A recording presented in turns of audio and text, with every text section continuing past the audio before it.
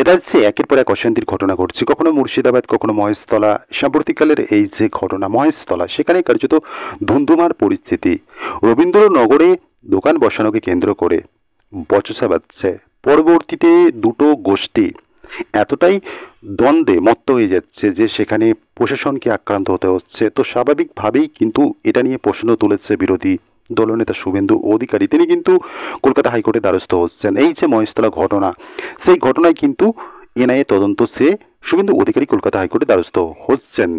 মহেশতলা ঘটনায় কারফিউ জারি করা হয়েছে। এখনো পর্যন্ত 40 জনকে গ্রেপ্তার করেছে পুলিশ, এমনটাই জানা যাচ্ছে। এবং এই যে ঘটনা, দুই গোষ্ঠীর মধ্যে সংঘর্ষ হচ্ছে, কিন্তু সেখানে দেখা যাচ্ছে মন্দিরের ওপর হামলা হচ্ছে, কখনো বা হিংসার শিকার হচ্ছে, হিংসার মতো পরিস্থিতি তৈরি হচ্ছে। তো স্বাভাবিকভাবেই এই অভিযোগটা কিন্তু তুলেছে বিরোধী দলনেতা শুভেন্দু অধিকারী। কার্যত এই অভিযোগটা তুলেই তিনি জরুরি ভিত্তিতে শুনানির আর্জি জানিয়েছেন কলকাতা হাইকোর্টে, এবং সেখানে কিন্তু এই যে মামলা দায়েরের অনুমতি দিয়েছে বিচারপতি সৌমেন সেন এবং বিচারপতি স্মিতা দাস। মহেশতলা ঘটনা নিয়ে জনস্বার্থ মামলা হলো।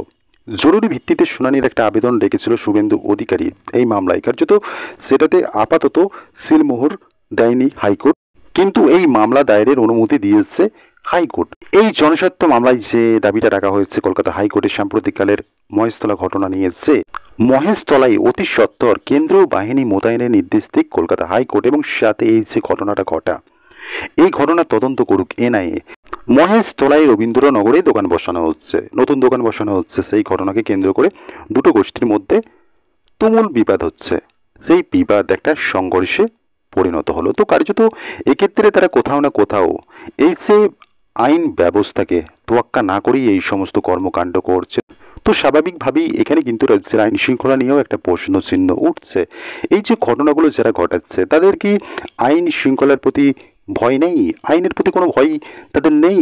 তারা আইনকে তোয়াক্কা না করেই এই সমস্ত ঘটনাগুলো কিন্তু ঘটছে। যদি কড়া পদক্ষেপের ব্যবস্থা থাকতো বা এরকম একটা ভয় পেত সেই সমস্ত দুষ্কৃতীরা, তাহলে নিঃসন্দেহে এই সমস্ত ঘটনাগুলো কিন্তু ঘটাতো না। কিন্তু অপ্রত্যাশিতভাবে তারা কিন্তু আইনকে তোয়াক্কা না করেই একের পর এক ঘটনা ঘটাচ্ছে। সেই ঘটনা কার্যত একটা হিংসাত্মক ঘটনাতে রূপান্তরিত হলো।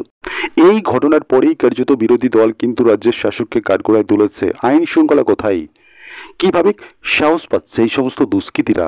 এই যে সংঘর্ষ দুটো গোষ্ঠীর মধ্যে হচ্ছে, তো সেই যে সংঘর্ষ সেটা গিয়ে পৌঁছাচ্ছে মন্দিরে, লুট হচ্ছে দোকান, একটা নির্দিষ্ট ধর্ম বেছে কিন্তু লুট হচ্ছে। শুভেন্দু অধিকারী সেই বিষয়টা কিন্তু বলছেন যে এই সমস্ত ব্যক্তিদের দোকান লুট করা হচ্ছে। তো স্বাভাবিকভাবেই এবং মন্দিরে পর্যন্ত হামলা হচ্ছে, যে অভিযোগটা কিন্তু কলকাতা হাইকোর্টে তারা উত্থাপন করেছে এবং জনস্বার্থ মামলা দায়ের করেছে, এবং সাথে এই যে এনআইএ তদন্ত, এই দাবিটাও কিন্তু রেখেছে কলকাতা হাইকোর্টে। কার্যত হাইকোর্ট কিন্তু এই যে জনস্বার্থ মামলা দায়ের করার একটা অনুমতি দিয়েছে। জনস্বার্থ মামলায় যে দাবিগুলো রাখা হয়েছে, এনআইএ তদন্ত এবং কেন্দ্রীয় বাহিনী মোতায়েন এই মহেশতলার ঘটনায়, তো স্বাভাবিকভাবেই সেই সমস্ত দাবিগুলোতে কলকাতা হাইকোর্ট শিলমোহর দেবে কি, সেটা তো আগামীতেই দেখা যাবে।